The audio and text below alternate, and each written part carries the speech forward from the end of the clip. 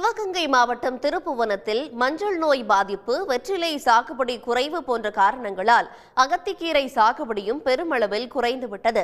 மஞ்சள் நோய் பாதிப்பை சரி செய்ய உரிய நடவடிக்கை எடுக்க வேண்டும் என விவசாயிகள் கோரிக்கை விடுத்துள்ளனர். சிவகங்கை மாவட்டம் திருப்புவனம் சுற்றுவட்டாரத்தில் சில ஆண்டுகள் வரை 500 ஏக்கருக்கும் மேற்பட்ட பரப்பளவில் அகத்திக்கீரை சாகுபடி செய்யப்பட்டு வந்தது.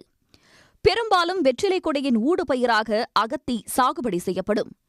அகத்தி பயிரிட்டு 3 மாதத்திற்கு பிறகு வெற்றிலை கொடியை நடவு செய்வார்கள். அகத்திக்கீரையின் நிழலில் வெற்றிலை கொடியும் நன்கு வளரும். மூலிகை குணம் கொண்ட அகத்திக்கீரை சமையலுக்கும் கால்நடைகளுக்கு தீவனமாகவும் பயன்படுவதால் அதன் மூலம் விவசாயிகளுக்கு லாபமும் கிடைத்து வந்தது. ஆனால் சமீப காலமாக வெற்றிலை விவசாயம் குறைந்து வருவதாலும் அகத்திக்கீரையில் மஞ்சள் நோய் தாக்கம் அதிகரித்து வருவதாகவும் சாகுபடி பரப்பளவு 500 ஏக்கரில் இருந்து 50 ஏக்கராக சுருங்கிவிட்டது.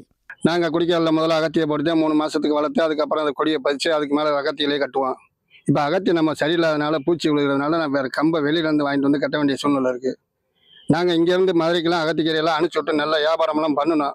இப்போ கீரையில் மஞ்சள் பருவ நோய் விழுகிறதுனால நாங்கள் எதுவும் பாதுகாக்க முடியல.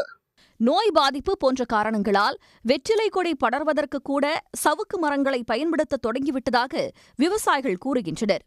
எனவே மஞ்சள் நோய் தாக்கத்தை கட்டுப்படுத்தி மூலிகை குணம் கொண்ட அகத்திக்கீரை வளர்ப்பை ஊக்குவிக்க வேண்டுமென மாவட்ட நிர்வாகத்துக்கு அவர்கள் கோரிக்கை வைக்கின்றனர். உடனுக்குடன் செய்திகளை தெரிந்து கொள்ள சன் நியூஸ் பெல் ஐகானை கிளிக் பண்ணுங்க.